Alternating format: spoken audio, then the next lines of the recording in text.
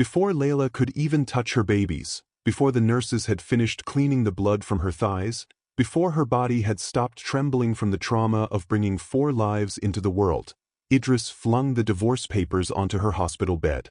Welcome to Stories by Jason.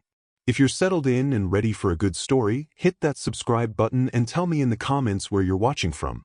I've got another exciting story coming your way tomorrow, and trust me, you don't want to miss it. Thank you so much for the love and support. You're truly appreciated, and I'm so grateful to have you here with me. Also, let me tell you something funny. Someone actually bet that I can't reach 1,000 subscribers before the end of this year, and honestly, I want to prove them wrong. So if you're watching this right now and you haven't subscribed yet, please hit that subscribe button and join the family. Reaching 1,000 subscribers is a very personal goal for me, and your support would mean the world to me. Thank you for believing in me and being part of this journey. And before you go, drop your name and location in the comments. I'd love to give you a special shout-out in my next video. The document landed on the thin white sheets, crisp and official, the black ink of his signature already dry. He'd signed it hours ago. Maybe days. Perhaps even before she'd gone into labor, while she was still at home, timing her contractions, believing he would hold her hand through the most terrifying experience of her life. Sign it, Layla. His voice was cold, mechanical, as if he were closing a business deal rather than ending a marriage. I'm done with this, with you. Layla's hands trembled as she tried to process his words. Her body was a battlefield, stitches pulling at torn flesh, her abdomen cramping violently as her uterus contracted back to size, her breasts already leaking colostrum through the thin hospital gown. Everything hurt. Everything. And now this. She lifted her gaze from the papers to the man she'd married 6 years ago. The man who had promised her forever beneath a canopy of white roses. The man who had held her while she cried over negative pregnancy test after negative pregnancy test. The man who now looked at her with the detached indifference of a stranger eyeing a burden he was eager to discard. Idris. Her voice cracked, barely audible over the beeping of monitors and the distant cries of newborns in the nursery. The babies are babies. Your babies, he corrected sharply, smoothing the lapel of his expensive Italian suit, a suit she'd never seen before. I've fulfilled my biological obligation. The rest is on you. Behind him, half hidden in the doorway's shadow, stood Samira, Idris's mother. The woman wore an expression of such profound satisfaction that it bordered on glee. Her dark eyes glittered with malicious triumph as she watched her daughter-in-law's world collapse. She didn't even try to hide her smile. For 5 years, Samira had made Layla's life a calculated misery. Every family gathering became an opportunity for thinly veiled insults. Every holiday dinner featured pointed comments about Layla's failure to give Idris a child, about how she was holding back her son's potential, about how a real woman would have made him a father by now. And Layla had endured it all. She'd smiled through the humiliation, swallowed her tears, and prayed that a baby, just one baby, would finally earn her a place in this family that had never truly accepted her. Now she had 4 babies. 4 perfect, tiny miracles. And it still wasn't enough. How long? Layla whispered, her eyes burning with tears she refused to let fall. Not in front of them. Never in front of them. How long have you been planning this? Idris shifted his weight, impatient now, as if her pain was an inconvenience delaying his escape. Does it matter? It's done. Sign the papers, Layla. My lawyer will handle everything else. Your lawyer. She repeated the words as if testing their weight, their reality. You brought a lawyer into this before I even knew I was in labor? I'm not discussing this here, Idris snapped, glancing toward the door where nurses passed in the corridor. You're making a scene. I'm making a scene? The words burst from her like a dam breaking, sudden and fierce despite her weakness. I just gave birth to 4 children, your children, and you're serving me divorce papers before I've even seen their faces. And I'm making a scene. A nurse appeared at the door, her expression alarmed. Is everything all right in here? Mrs. Mansour, you need to stay calm. Your blood pressure. Everything's fine, Idris interrupted smoothly, his public face sliding into place like a mask. My wife is just emotional. The hormones, you understand. We'll give her some space. The nurse hesitated, her gaze moving between Idris's composed demeanor and Layla's obvious distress, but ultimately she nodded and retreated. Hospital policy couldn't protect Layla from her own husband. Once the nurse disappeared, Samira finally spoke, her voice dripping with false sympathy. It's for the best, dear. You must see that. Idris has outgrown this arrangement. He needs a partner who can match his ambitions, not drag them down. Drag them down? Layla's voice was hollow now, shock settling into her bones like ice. I've supported every decision he's made. I worked full-time while he got his MBA. I managed his schedule when he was building the company. I stood beside him at every networking event, every investor dinner. And what did you contribute? Samira's smile turned sharp. Money? Status? Connections? You brought nothing to this marriage except your father's debts and your difficulties conceiving. The cruelty of it, the surgical precision with which Samira identified and exploited her deepest wounds, left Layla breathless. Mother's right, Idris said, and there was something new in his voice now, eagerness. He was eager to be done with this conversation, eager to be free of her. I've met someone. Someone who understands my vision, who can actually help me achieve it. Nadira, Layla breathed, the pieces suddenly falling into place. She'd seen the name on his phone. Had noticed him texting late at night, smiling at messages he angled away from her view. She'd convinced herself she was being paranoid, that pregnancy hormones were making her suspicious and irrational. She hadn't been paranoid enough. She's sophisticated, Idris continued, and now he sounded almost animated. She comes from real wealth, real connections. Her father owns half the commercial real estate in the city.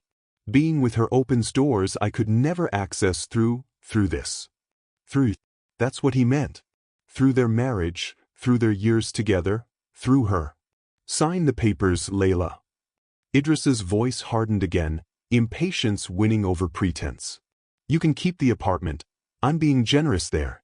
I'll arrange minimal child support, though frankly, with 4 children, you should have thought about the financial implications before. Before what? Layla's voice was dangerously quiet now. Before I endured 5 years of fertility treatments that left me sick and depleted? Before I suffered through 3 miscarriages that nearly killed me? Before I carried 4 babies to term despite my doctor telling me the risks? Before I spent 14 hours in labor because you wanted children? I wanted a child, Idris corrected coldly. An heir. Not this circus. The words hung in the air like poison. Layla stared at the man she'd loved, searching for any trace of the person she'd married. But that man, if he'd ever truly existed, was gone. In his place stood a stranger consumed by ambition and greed, a man who saw his own children as burdens and his wife as an obstacle to overcome. Get out. Her voice was steady now, carved from stone. Both of you, get out of my room. Not until you sign. Get out. The scream tore from her throat, primal and fierce, surprising even herself. Security! Security! Footsteps pounded in the corridor. Samira grabbed Idris's arm, pulling him toward the door. Let her have her tantrum. She'll sign when she realizes she has no other choice. They were gone in seconds, leaving Layla alone with the beeping machines and the papers scattered across her bed. She didn't cry. Not yet. Instead, she reached for the call button, her hands steadier than she expected. Yes, Mrs. Mansour? The nurse's voice crackled through the speaker. My babies, Layla whispered. I want to see my babies now. Please. Of course. We'll bring them right in. Moments later, the nursery nurse wheeled in a specialized cart designed for multiples, 4 tiny clear bassinets, each containing an impossibly small bundle swaddled in soft blankets. 2 boys, 2 girls. Her children. Her miracles. We need to try feeding, the nurse said gently, helping Layla shift into a sitting position despite the pain. With quadruplets, establishing breastfeeding early is crucial, though supplementation will likely be necessary.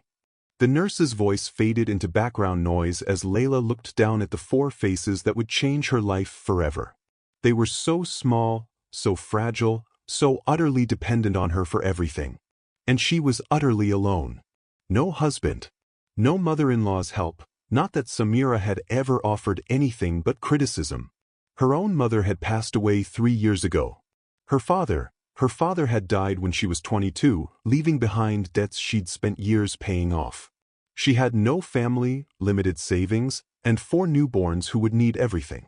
The weight of it should have crushed her. Should have sent her spiraling into panic and despair. Instead, as she cradled her first baby, a tiny girl with a shock of dark hair, something shifted inside her. Something hard and bright and unbreakable. Let Idris chase his socialite and her father's money. Let him pursue his shallow dreams of status and wealth. She had something far more valuable. She had 4 reasons to survive, to fight, to become stronger than she'd ever imagined possible. "What are their names?" the nurse asked gently. Layla looked at each tiny face, committing them to memory. "I'll name them tomorrow," she said softly. "Tonight, we just need to be together." The story of Layla's marriage didn't begin with love, it began with hope. 5 years earlier, Layla had been a different woman. Fresh out of graduate school with a degree in economics, working as an analyst at a mid-tier consulting firm, she'd met Idris at a professional networking event. He'd been charming, ambitious, funny in a self-deprecating way that made him seem humble despite his expensive watch and designer shoes. He was building his career in his family's real estate development company, leveraging his mother's maiden name connections and his father's business acumen. He talked about expansion plans, about vision, about creating something that would outlast him. Layla had been drawn to his drive. She'd grown up watching her father struggle with a small textile import business, seen him work himself to exhaustion trying to provide for their family. Idris seemed different. He had resources, connections, a clear path forward. Their courtship had been whirlwind fast. 6 months from first meeting to engagement. Another 4 months to a lavish wedding that Samira had controlled with an iron fist, making decisions about everything from the guest list to Layla's dress while treating the bride like an afterthought in her own celebration. The first year of marriage had been adequate. Not the passionate romance Layla had dreamed of, but comfortable. Stable. Idris worked long hours. She supported his ambitions. They talked about starting a family when the time was right. The second year, they started trying for a baby. And trying. And trying. Months turned into years. Each negative pregnancy test chipped away at Layla's confidence, at Idris's patience, at the fragile foundation of their marriage. The fertility treatments were grueling, hormones that made her sick and emotional, procedures that were invasive and expensive, hope that rose and crashed in monthly cycles of disappointment. Samira's comments grew sharper. Family gatherings became interrogations. "Still nothing?" she'd ask with theatrical concern, her eyes gleaming with satisfaction when Layla shook her head. "Perhaps it's just not meant to be. Perhaps Idris needs someone more fertile." The word hung in the air like a curse. Idris changed during those years. The charming man who'd courted her became distant, irritable. He spent more time at the office, more evenings at networking events that Layla wasn't invited to. When she'd achieved a major promotion at her firm, a significant accomplishment that came with a substantial raise, he'd barely congratulated her. "That's great," he'd said absently, scrolling through his phone. "Though with the energy you're putting into work, no wonder we can't get pregnant. Stress affects fertility, you know." The blame, always the blame, landing on her shoulders like stones. 3 miscarriages punctuated those years. Each one devastated Layla while Idris grew increasingly detached, as if her inability to carry a pregnancy to term was a personal failure that reflected badly on him. "My colleagues all have kids," he'd complained after the 3rd loss, not bothering to hide his frustration. "It's embarrassing, Layla. What am I supposed to tell them? Not, 'I'm sorry.' Not, 'we'll get through this together.' Just concern about his image, his status among his peers." By the 5th year, their marriage was a hollow shell. They slept in the same bed but might as well have been in different countries. Conversation was transactional, bills to pay, schedules to coordinate, obligations to fulfill. Then came the miracle. For embryos. 4 heartbeats on the ultrasound. For chances at the family they'd been trying to build. Layla had expected Idris to be thrilled, relieved, vindicated. Instead, he'd gone pale. 4, he'd repeated, staring at the screen. That's too many. That's going to be expensive. Complicated. They're our children, Layla had whispered, already fiercely protective of the tiny clusters of cells growing inside her. They're a burden, Idris had said flatly, then seemed to catch himself. I mean, it's going to be difficult. We should consider selective reduction. Layla had refused. She would not sacrifice any of these babies after 5 years of heartbreak. She would not. The pregnancy was brutal. Her body, already worn down by years of fertility treatments, struggled with the demands of carrying quadruplets. She was put on bed rest at 20 weeks. Swelling, preeclampsia risks, constant monitoring. Every day was a battle to keep her babies safe. And through it all, Idris pulled further away. He stopped coming to doctor's appointments, claiming work obligations. Stopped asking how she was feeling. Stopped touching her, as if her pregnant body disgusted him. You look tired, Samira had said during one visit, her voice dripping with false sympathy as she surveyed Layla's swollen ankles and exhausted face. Motherhood is going to be so difficult for you. I do hope you're ready. The subtext was clear, you're not good enough. You'll fail at this too. But Layla had endured. She'd held on through the discomfort, the fear, the isolation. She'd made plans for the baby's arrival, bought cribs with money from her own savings since Idris claimed they couldn't afford luxury items, washed tiny clothes in preparation, read books on caring for multiples. She believed that once the babies arrived, everything would change. That Idris would see his children and remember why they'd fought so hard for this. That fatherhood would restore the man she'd married. She'd been so catastrophically wrong. Hours after Idris left, as night deepened outside her hospital window and her 4 babies slept in their warming bassinets, Layla finally allowed herself to cry. Not for her marriage, that had died long before today. Not even for the betrayal, though it cut deep. She cried for the woman she'd been. The woman who'd believed that love could survive anything, that patience and devotion would eventually be rewarded, that self-sacrifice was the same as strength. That woman was gone now, burned away in the crucible of childbirth and abandonment. In her place was someone harder. Someone who understood that the world didn't reward endurance. It rewarded strategy, power, and the will to use both. As dawn broke over the city, painting her hospital room in shades of gold and pink, Layla made a silent vow. Not to her absent husband or his cruel mother. Not to the society that would judge her as a divorced mother of 4. To herself. I will survive this. I will protect my children. I will become someone no one can ever abandon or dismiss again. She didn't know yet about the inheritance waiting in her future. Didn't know that her father's debts had been a careful fiction, that his small import business had been the public face of a multinational empire he'd built in secret, protecting his daughter from wealth's dangers until she was ready to wield its power. She didn't know that in 3 weeks, a lawyer in a gray suit would arrive at her apartment with documents that would change everything. She didn't need to know. Not yet. For now, she had 4 babies who needed her. For tiny reasons to be stronger than she'd ever been before. And that, Layla was learning, was enough. The first night home from the hospital, Layla learned what true exhaustion meant. For babies, 4 feeding schedules that never quite aligned. 4 tiny mouths demanding attention at intervals that seemed scientifically designed to prevent sleep. She moved through her small apartment like a ghost, stumbling between the nursery and kitchen in a haze of postpartum pain and pure survival instinct. 2 a.m. Aisha cried for milk. 2:45 a.m. Zara needed changing. 3:30 a.m. Both boys, Omar and Khalil, wailed in harmony, their cries piercing the darkness. 4:15 a.m. Just as Layla finally collapsed onto her bed, Aisha started again. Her body screamed in protest with every movement. The stitches pulled. Her breasts were engorged and painful.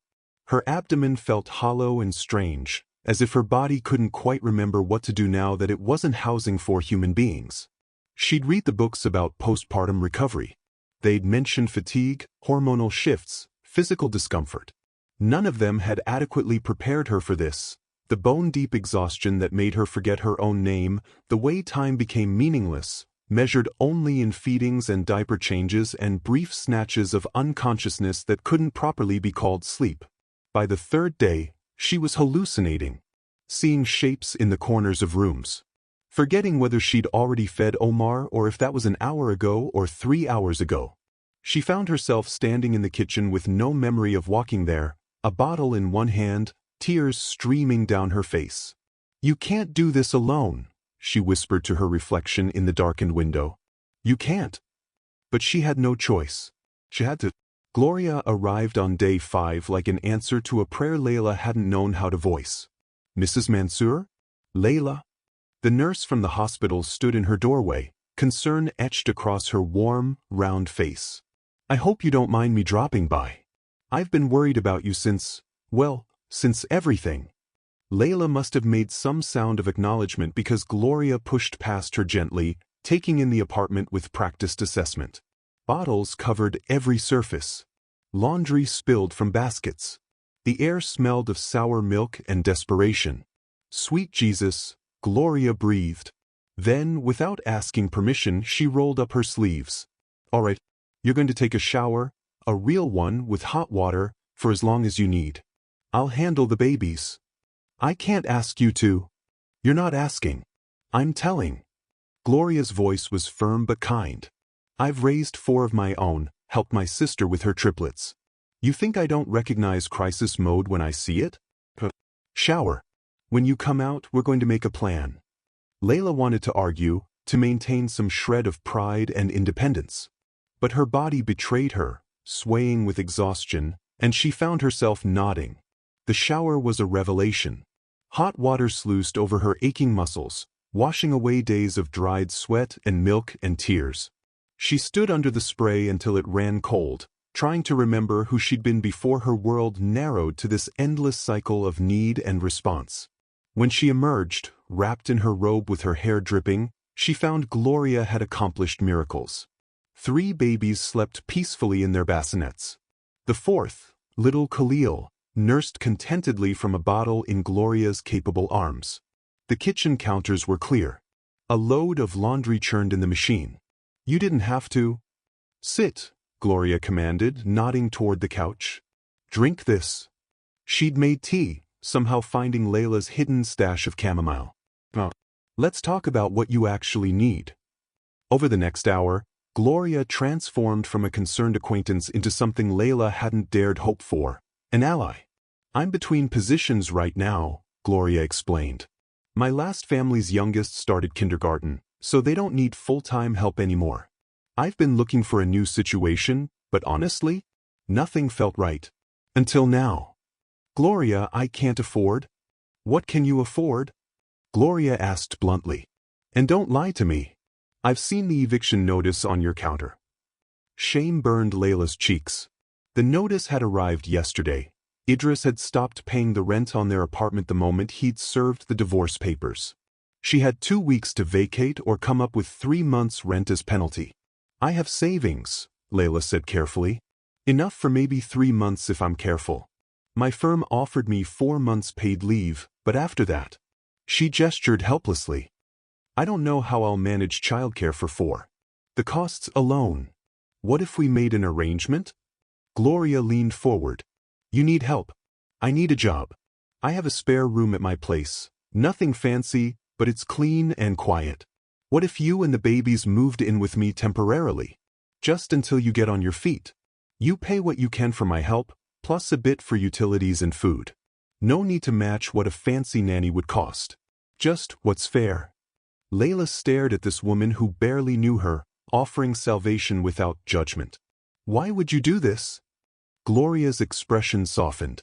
"Because I saw what happened in that hospital room. I saw that man and his witch of a mother treat you like garbage at the worst moment of your life. And because 20 years ago, when my husband left me with 4 kids under 5, someone helped me. An older woman from my church who let us stay with her until I could work enough to rent our own place. She saved my life." Gloria reached across and squeezed Layla's hand. "Maybe it's my turn to pay that forward." For the first time since the hospital, Layla cried from gratitude instead of grief. The move to Gloria's house happened within a week. It was a modest two-bedroom in a working-class neighborhood, far from the upscale areas where Layla had lived with Idris. But it was clean, safe, and most importantly, filled with the steady competence of a woman who knew exactly what Layla needed before she even had to ask. They developed a rhythm. Gloria took the night shift 3 times a week, allowing Layla desperately needed sleep. During the day, they worked as a team, one woman feeding while the other changed diapers, coordinating their efforts with the efficiency of a military operation. Slowly, Layla began to feel almost human again. But the outside world was less forgiving. The messages started 2 weeks after the divorce papers were signed.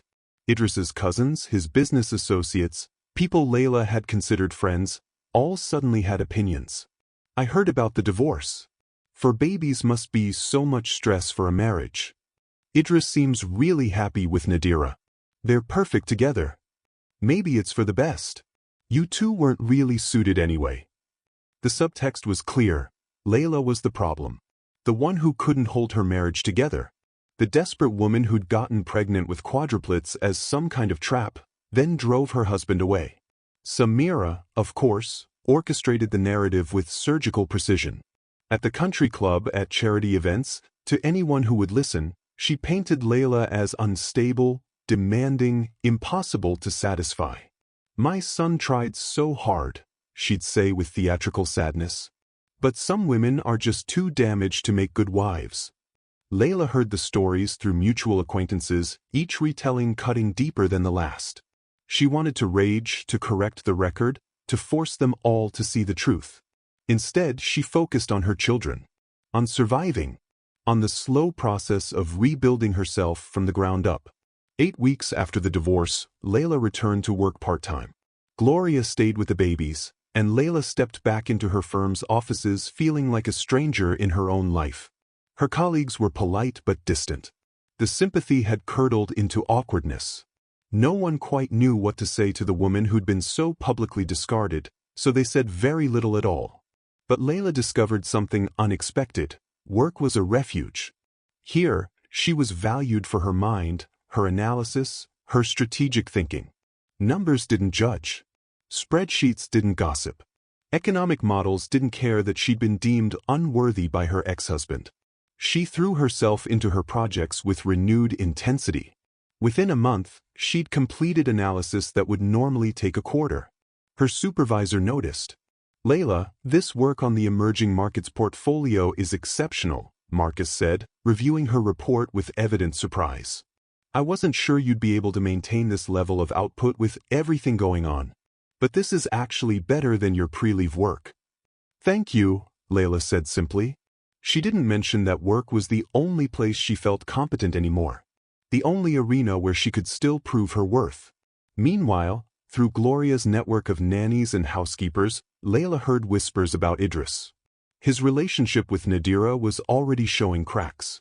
The wealthy socialite had expensive tastes that even Idris's generous salary couldn't quite support. He'd been passed over for a promotion.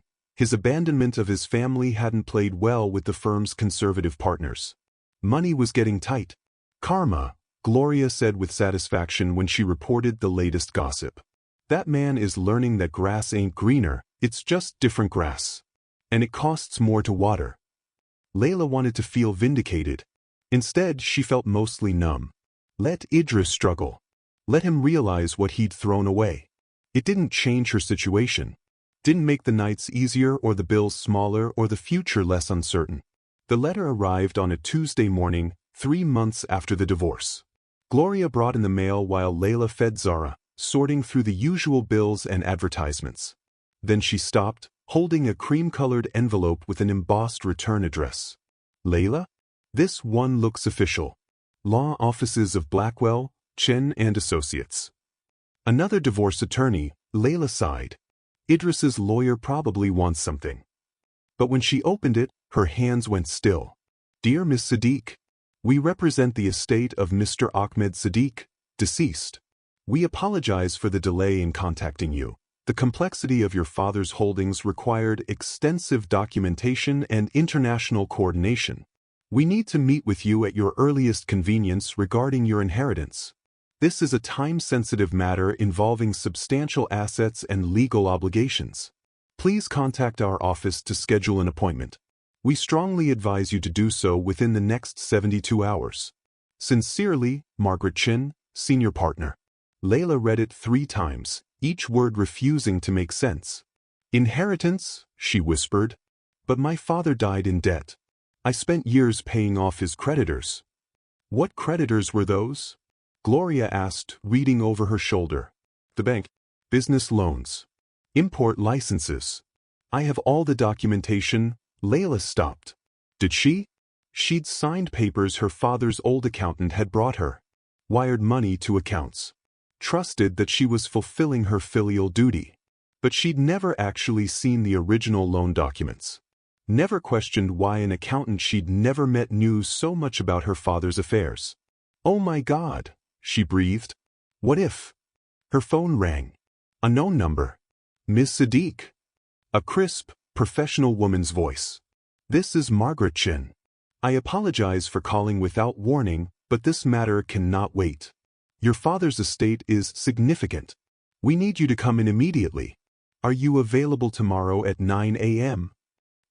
Yes, but I don't understand. My father was a small business owner. He died broke. No, Ms. Sadiq. Margaret's voice was careful, measured. Your father was extraordinarily wealthy. And as his sole heir, you are now the majority shareholder of the Sadiq conglomerate. Preliminary valuation places your inheritance at approximately $420 billion. The room tilted. Gloria grabbed Layla's arm, steadying her. That's impossible, Layla whispered. Tomorrow 9 a.m., Margaret repeated gently. We'll explain everything then. Bring identification and any documentation you have regarding your father's estate. Ms. Sadiq? Are you still there? Yes, Layla managed. I'll be there. She ended the call and stared at Gloria, who stared back with equally shocked eyes. $420 billion. The number was so absurd it couldn't possibly be real. It was a mistake, a scam, a cruel joke. But something in Margaret Chen's voice had been utterly serious. Professional. Gloria, Layla said slowly, her mind already beginning to race with impossible possibilities, I think my life is about to change. In the nursery, as if sensing the shift in the universe, all 4 babies began to cry at once, not in distress, but as if announcing something momentous. Tomorrow, Layla would learn the truth. Tonight, she allowed herself to imagine, just for a moment, what power might feel like in the hands of a woman who'd learned to survive the impossible. Margaret Chen's office occupied the entire top floor of a glass tower that pierced the city skyline like a blade. Layla stepped out of the elevator into a reception area that whispered old money and older power, marble floors, original artwork, silence so profound it felt sacred. Ms. Sadiq. Margaret was a woman in her 50s, silver-haired and sharp-eyed, dressed in a suit that probably cost more than Layla's former monthly rent. Thank you for coming. Please follow me. The conference room overlooked the entire city. Layla could see the hospital where she'd given birth, the neighborhood where Gloria's house stood, even the gleaming corporate park where Idris worked, all of it spread beneath her like a map of her former life. Your father, Margaret began, opening a leather portfolio, was a brilliant man, and extraordinarily protective of you. Over the next 2 hours, Layla's understanding of her entire existence shifted. Her father hadn't died in debt, he'd died a titan of industry. The small textile import shop had been a front, a test, a way to teach his daughter the value of struggle before revealing the empire he'd built. Multinational corporations. Energy ventures across 3 continents. Technology patents worth billions. Real estate holdings that made Idris's family business look like a child's lemonade stand. He knew the dangers of wealth, Margaret explained. Especially for a young woman. He wanted you to develop strength, intelligence, character before inheriting power. His will specified that you couldn't access the full estate until you turned 30 or experienced a significant life transition that demonstrated maturity and resilience. Divorce and quadruplets, Layla whispered. That qualifies. Indeed. Margaret slid documents across the table. You now control the Sadiq conglomerate. You're one of the wealthiest women in the world, Ms. Sadiq. And you have options. Layla's mind was already racing ahead, calculating possibilities with the same analytical precision she used at work. But now the stakes weren't theoretical portfolios, they were her life, her children's future, and the man who'd abandoned them all. I need information, she said, her voice steady, about Mansour Properties and Development, Idris's family firm. Everything, partnerships, investors, debt structure, contract terms. Margaret's smile was small and knowing. I'll have a full report by tomorrow morning. May I ask your intentions? Justice, Layla said simply. And protection for my children. The first move came 3 days later. Idris received the custody modification papers at his office, a calculated choice. Layla wanted him off balance, surrounded by colleagues when the reality of his situation landed. Her new attorney, a woman named Rachel Goldstein who specialized in high-net-worth divorces, had been ruthlessly efficient. We're not asking for modifications, Rachel had explained. We're asserting full legal custody with supervised visitation only. He abandoned 4 newborns. Any family court judge will see him as a flight risk and a negligent parent. The hearing was brief. Idris showed up disheveled, clearly caught off guard by the speed of the proceedings. His lawyer, a junior associate he could barely afford now, stumbled through objections that the judge dismissed with barely concealed contempt. Mr. Mansour, the judge said, her voice ice, you served your wife divorce papers in a hospital bed hours after she gave birth to quadruplets.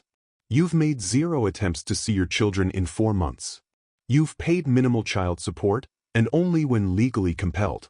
Give me one reason why you should have unsupervised access. Idris's mouth opened and closed. In the gallery, Layla watched with calm detachment as he searched for words that wouldn't come. Full custody to Ms. Sadiq, the judge ruled.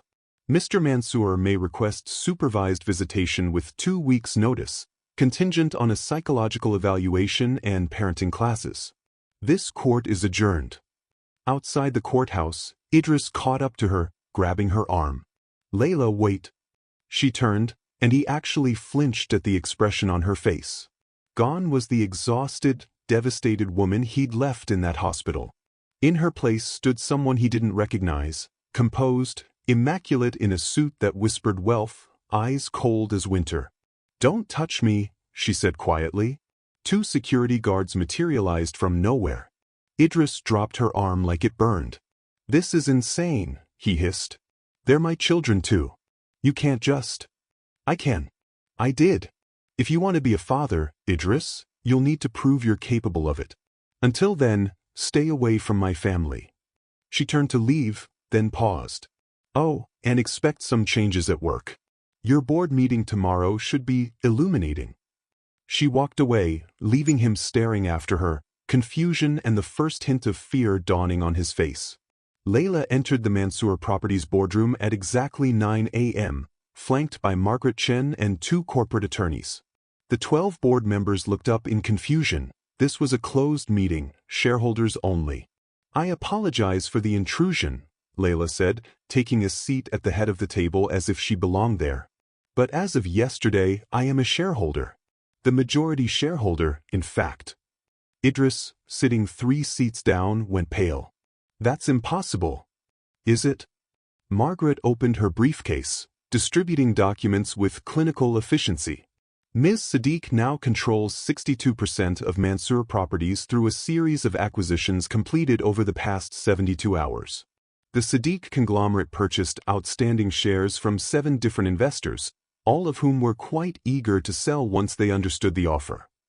The board erupted in chaos. Idris's father, the company founder, stared at the documents as if they were written in an alien language. How? Someone demanded. We're a private company. Those shares weren't available. Everything is available at the right price, Layla said calmly. Now, if we could proceed to new business. I'm calling for an immediate review of the company's partnership contracts, specifically regarding morality clauses. Idris shot to his feet. This is a coup. You can't. Sit down, Mr. Mansour. Layla's voice cut through his panic like a scalpel. You're no longer in a position to make demands. Margaret continued as if Idris hadn't spoken. The partnership agreement, Section 12, Paragraph 4, clearly states that partners must maintain ethical conduct consistent with the company's family-oriented values. Abandoning one's spouse and 4 newborn children would seem to violate this clause rather spectacularly. You're firing me? Idris's voice cracked. From my own family's company? Your family's company, Layla corrected, is now my company. And yes, effective immediately, your partnership is dissolved, your equity forfeited per the morality clause violation, and your employment terminated. Father! Idris turned desperately to the older man at the table. You can't let her do this. His father looked older suddenly, shrunken. I don't control the majority anymore, his son. She does. The room fell silent. Layla stood, smoothing her skirt with deliberate care. Security will escort you out, Mr. Mansour. Personal effects only. Your company phone, laptop, and access cards are forfeit. You'll receive severance as outlined in standard termination procedures, 2 weeks' pay. She paused, letting the number sink in. I believe that's what you offered me in child support. Seems fair. Idris stared at her as if seeing a stranger. Who are you? I'm the woman you underestimated, Layla said softly. I'm the wife you abandoned when she needed you most. I'm the mother of 4 children you deemed too burdensome for your ambitions. And now, I'm the person who controls your future. She nodded to security. 2 men stepped forward. Wait, Layla, please. The desperation in Idris's voice was raw, ugly. We can talk about this. I made mistakes, I know, but... The time for talking was 4 months ago, in a hospital room, Layla said. When I was bleeding and exhausted and begging you to stay. You made your choice then. I'm making mine now. She watched, face impassive, as security led him toward the door. He moved like a man in shock, stumbling slightly, his expensive suit suddenly looking like a costume on someone playing at success. At the threshold, he turned back one last time. Nadira left me, he said, the words tumbling out. Last week, when the money got tight. She said I wasn't what she expected. I have nothing, Layla. You've taken everything. No, Layla corrected, her voice carrying across the silent boardroom. You threw everything away. I'm simply ensuring you can't damage anyone else while you figure out what you've lost. Idris disappeared into the hallway, security flanking him. Through the glass walls, the entire office watched their former rising star being escorted out with a cardboard box of personal belongings, his career, his status, his carefully constructed image, all of it crumbling in real time.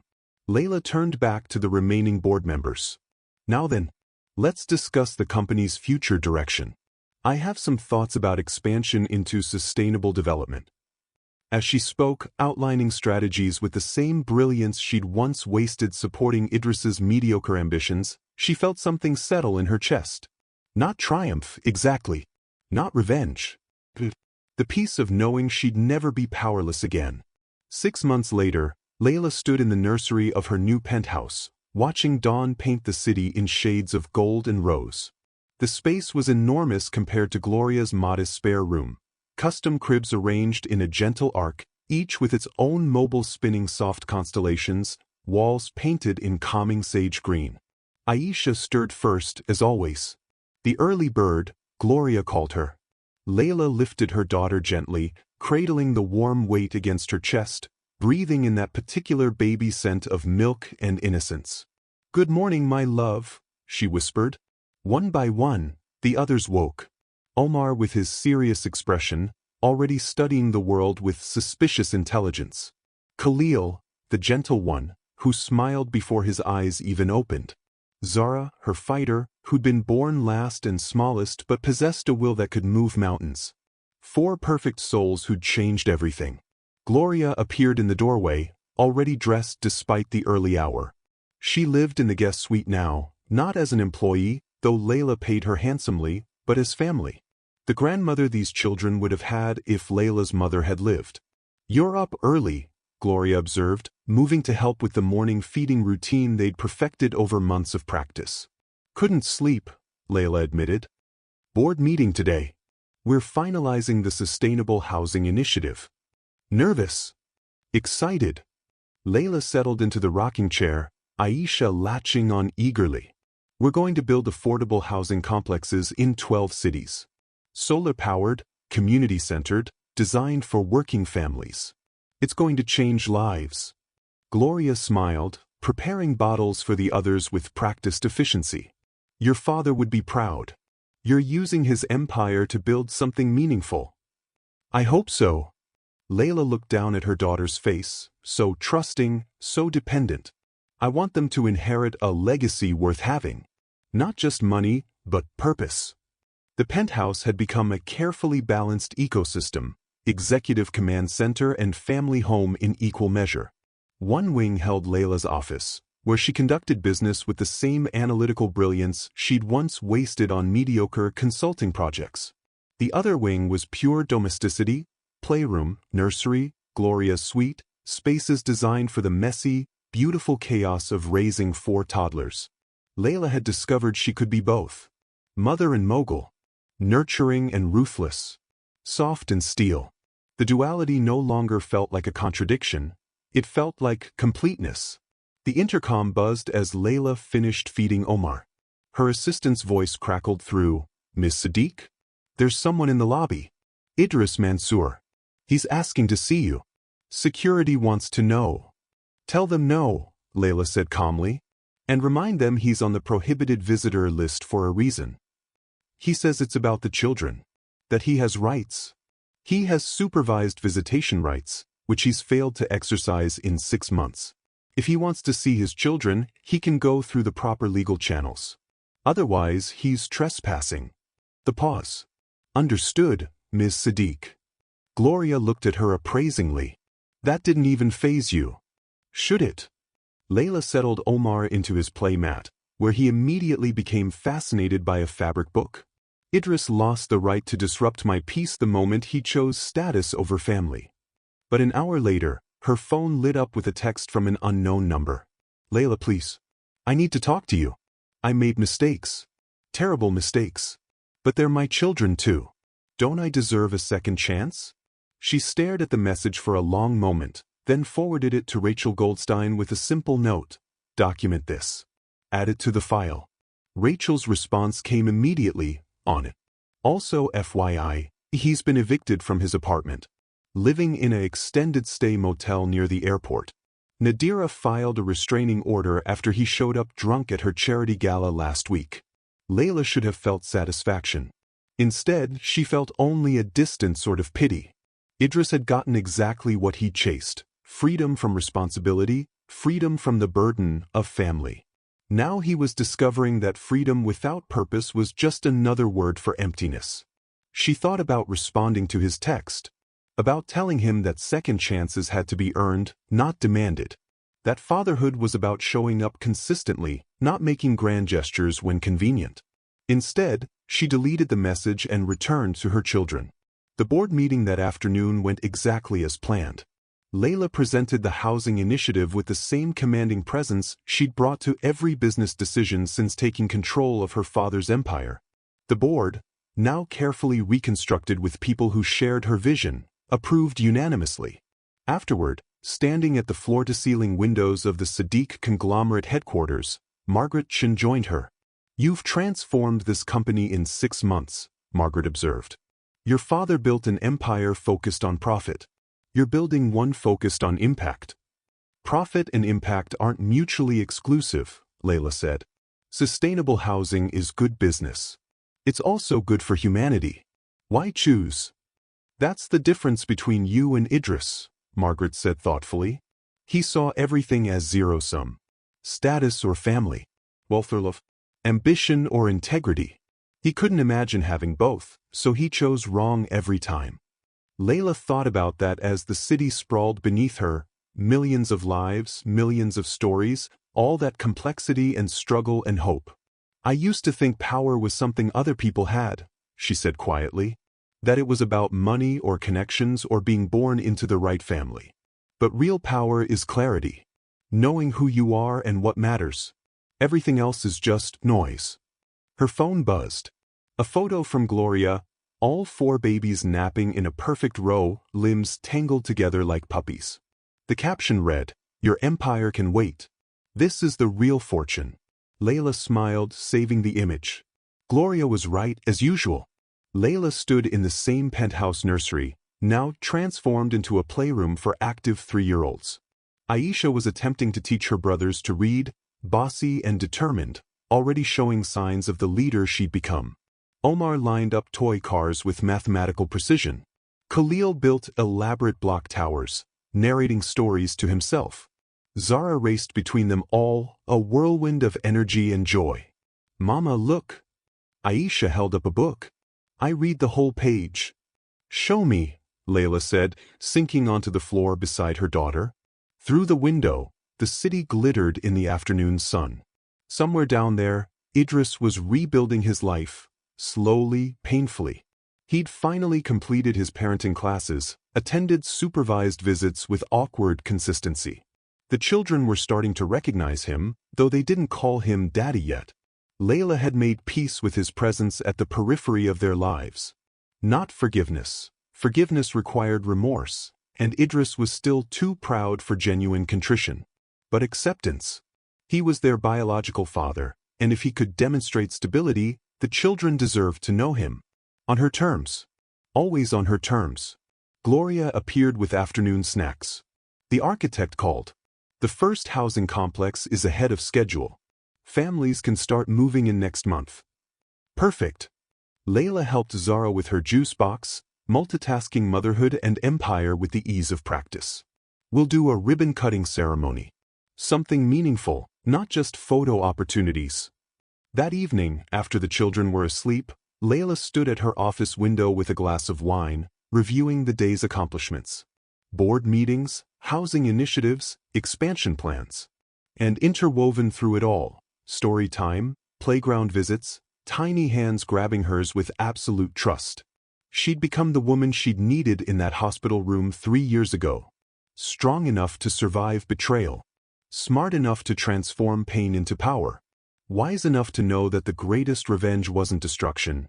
It was building something so magnificent that the person who dismissed you could only watch from the outside, finally understanding what they'd lost. Her phone buzzed. Another message from Idris's number. "I see what you've built. What we could have built together.